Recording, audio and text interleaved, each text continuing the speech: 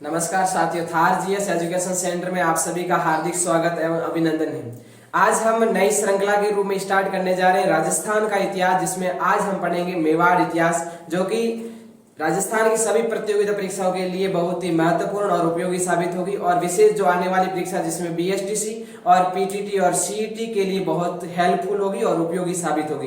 तो आज हम स्टार्ट करेंगे राजस्थान का इतिहास, जिसमें पहली क्लास जो डाली थी वो परिचय के रूप में था, और आज मेवाड़ का इतिहास या गोहिल वंश का इतिहास उसके बारे में अध्ययन करेंगे। तो सबसे पहले स्टार्ट करते हैं मेवाड़ राजवंश या गोहिल राजवंश, जिसके संस्थापक कौन थे, इनका जो साम्राज्य विस्तार है कहां से कहां तक था, इनका प्राचीन नाम क्या था। इस प्रकार से जब एग्जाम में पूछा जाता है कि गोहिल वंश का मूल पुरुष कौन, मूल आदि पुरुष या मूल पुरुष कौन था, तो उनके बारे में कहा जाता है उनका नाम था गुहादित्य या गोहिल। तो इस प्रकार हम आज मेवाड़ के राजवंश के बारे में अध्ययन करेंगे। तो मेवाड़ राजवंश जिसमें पहले के समय 5 रियासतें आती थी, तो मेवाड़ राजवंश में उस समय 5 रियासतें आती थी, और इनके जो प्राचीन नाम थे जिसमें प्रागवाट, सीवी जनपद और मेदपाट था। तो प्राचीन नाम है इनके कहें तो मेदपाट, उसके बाद प्रागवाट और सीवी जनपद कहा जाता था। और जनपद युग में मेवाड़ को सीवी जनपद कहा जाता था, जिसकी राजधानी मध्यमिका थी, और मध्यमिका वर्तमान में कहें तो चित्तौड़गढ़ जिला। तो मेदपाट, प्रागवाट और सीवी जनपद मेवाड़ को कहा जाता था, और इसमें 5 उस समय रियासतें आती थी, जिसमें चित्तौड़गढ़, उदयपुर,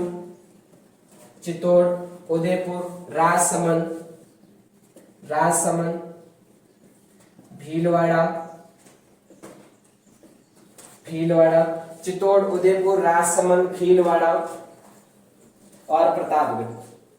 चित्तौड़, उदयपुर, राजसमंद और भीलवाड़ा और प्रतापगढ़, ये 5 रियासतें उस समय मेवाड़ रियासत में आती थी। और इस प्रकार से मेवाड़ का जो क्षेत्रफल है वो इन जिलों में विस्तृत था। शुरुआती राजधानी थी वो उदयपुर, नागदा थी, और इन वंश का जो संस्थापक हुआ या मूल पुरुष हुआ, या उसको कह सकते हैं आदि पुरुष, जो शुरुआती वंश स्टार्ट करने वाला होता है उसको नाम दिया जाता है आदि पुरुष या मूल पुरुष। तो गोहिल वंश का जो मूल पुरुष है उनका नाम था गोहिल, और गोहिल का और भी नाम मिलते हैं, जिसमें गुहादित्य नाम मिलता है इनका। अब है मेवाड़ राजवंश का या गोहिल राजवंश का जो आदि पुरुष था, आदि पुरुष का नाम है आदि पुरुष, या उनको मूल पुरुष भी कह सकते हैं, मूल पुरुष या संस्थापक। तो मेवाड़ राजवंश का या गोहिल राजवंश का जो संस्थापक है उनका नाम है गोहिल। गोहिल ने 566 ईस्वी में मेवाड़ के राजवंश की स्थापना की या गोहिल राजवंश की स्थापना की थी। और गोहिल के माता पिता का नाम भी मिलता है, जिसमें पुष्पावती गोहिल की मां का नाम था, माता का नाम, और सक्रादित्य है वो इनके पिता का नाम था।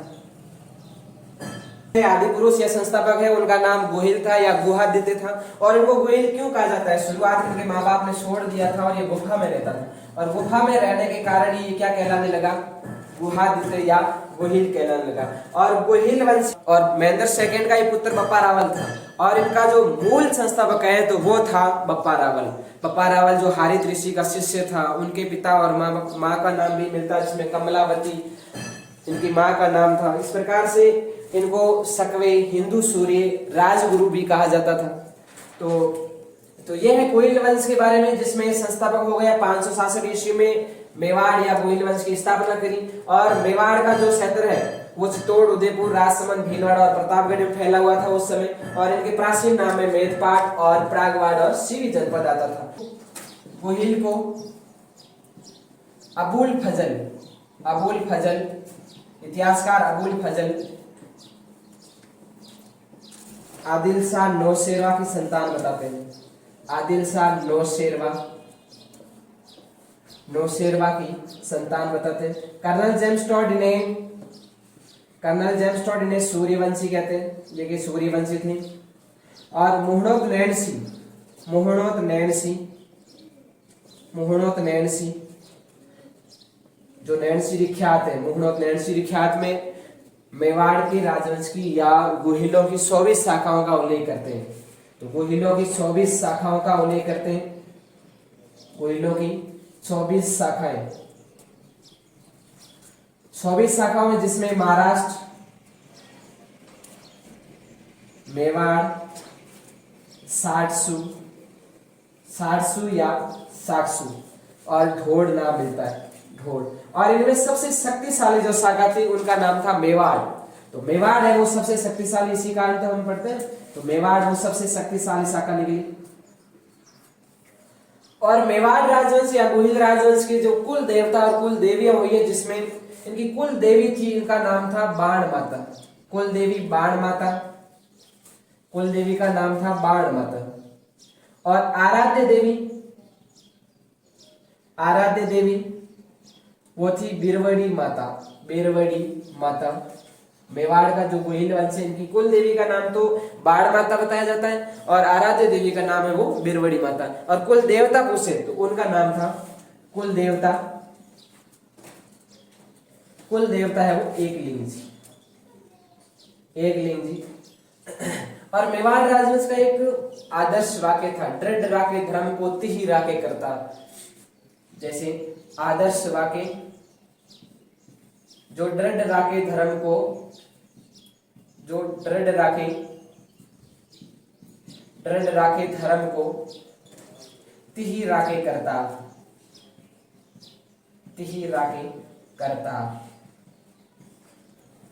तो ये मेवाड़ राजवंश के बारे में हुआ, जिसमें हमने पढ़ा मेवाड़ राजवंश की जो स्थापना है वो 566 के शासन में की गई और गोहिल के द्वारा की गई थी। और गोहिल है वो गुफा में रहने का इनका नाम गुहादित्य या गोहिल हो गए। इनके माँ और पिता का नाम भी की उपाधि दी है और उनको अलग नाम से जाना जाए तो काल भोज भी कहा जाता था। और पिता है उनके महेंद्र सेकंड और माँ का नाम कमलावती मिलता है। और इनके जो गुरु का नाम था वो हारित ऋषि, गुरु का नाम हारित ऋषि था। और हारित ऋषि और महादेव के आशीर्वाद से, और इनके जो मंदिर था, कुल देवता का मंदिर बनाया था, एकलिंग जी भगवान मंदिर है वो नागदाम बनाया था पप्पा रावल ने। तो हारित ऋषि है, उनकी सहायता से या उनके आशीर्वाद से उन्होंने 734 में मान मोरी को हराकर चित्तौड़गढ़ पर जीत दर्ज करी या जीत हासिल कर ली थी। तो 734 ईस्वी में, 734 ईस्वी में मान मोरी को हराकर, मान मोरी को हराकर चित्तौड़ पर विजय अभियान किया, यानी चित्तौड़ को जीत लिया था। और इस प्रकार से चित्तौड़ पर अधिकार कर लेते हैं। और देखें तो पप्पा की उपाधियां, पप्पा को क्या क्या कहा जाता, उनके टाइटल क्या थे, उपाधियां उनको हिंदू सूर्य कहा जाता था, उनको हिंदू सूर्य, हिंदू सूर्य कहा जाता था। उनको सकवे कहा जाता था, सकवे। उनको राजगुरु कहा जाता था। ये पप्पा रावल की उपाधि थी और राजगुरु। और इन्होंने लकुलिश संप्रदाय का एक मंदिर बनवाया, लकुलिश संप्रदाय का, लकुलिश संप्रदाय का जो मंदिर है जिसका नाम एकलिंग, एकलिंग जी, एकलिंग जी का मंदिर। और इसका जो निर्माण है वो कहाँ पर करवाया, नागदा उदयपुर में करवाया। और उदयपुर नागदा में इस मंदिर का निर्माण करवाया और अपनी राजधानी है वो पप्पा रावल ने क्या बनवाई, नागदा को राजधानी बनाई। और इनके बारे में कहावतें भी है कि 35 हाथ का ये दुपट्टा पहनता था और 12,72,000 पास में सेना रखता था और एक झटके में 5 बकरों को बलि देते थे। तो इस प्रकार से इनकी किंवदंतियां भी फेमस है, इनके बारे में कहा जाता था। और विजय, और इनकी जो विजय अभियान में देखेंगे, विजय अभियान, विजय अभियान जिसमें खुरासान विजय, खुरासान विजय और ईरान विजय, ईरान विजय, इनकी 2 विजय हो जाती है। खुरासान पर विजय करी और ईरान पर विजय करी। और 712 ईस्वी में इनके समय में मोहम्मद बिन तुगलक ने, मोहम्मद बिन कासिम ने, मोहम्मद बिन तुगलक नहीं, मोहम्मद बिन कासिम ने आक्रमण किया था। तो मोहम्मद बिन कासिम ने भारत पर जब आक्रमण किया था, मेवाड़ का शासक कौन था, पप्पा रावल था। इस प्रकार से उसके बाद में जो शासक बनता है, इंपॉर्टेंट शासक है, उसका नाम था अलट या अल्लूराव।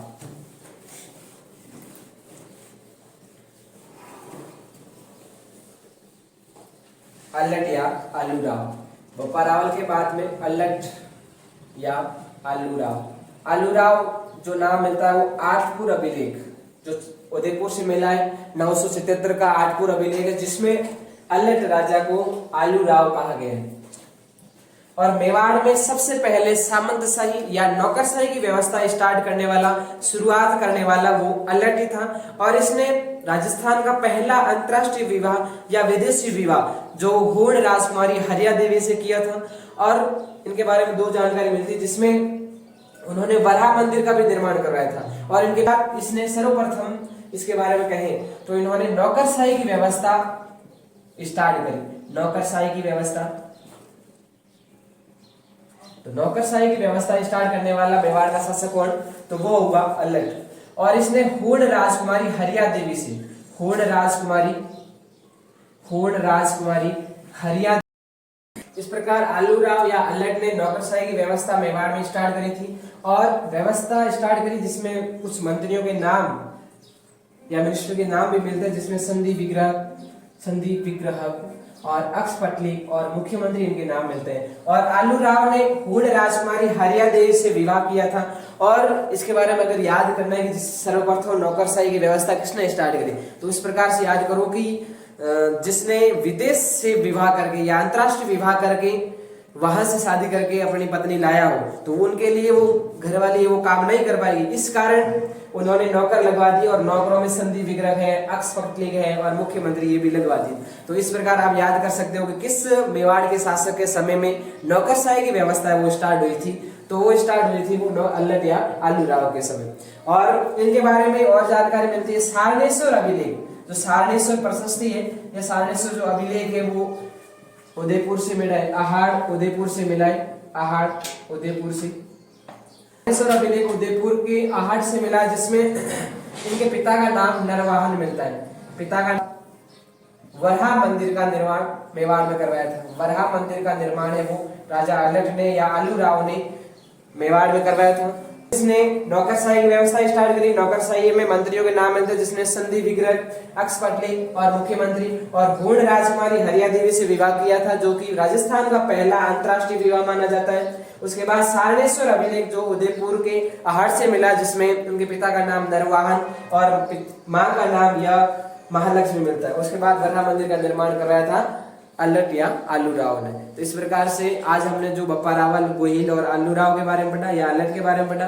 कल वाले वीडियो में इससे जो आगे वाले शासक है, जिसमें हम कुंभा पढ़ेंगे, महाराणा प्रताप पढ़ेंगे, उदय सिंह पढ़ेंगे, लक्ष्य सिंह पढ़ेंगे, जयसिंह सिंह पढ़ेंगे, रतन सिंह पढ़ेंगे, समर सिंह पढ़ेंगे, सैतर सिंह पढ़ेंगे। इस प्रकार से मेवाड़ के जितने भी शासक हुए उनका डिटेल से अध्ययन करेंगे। और बाकी थैंक यू, धन्यवाद।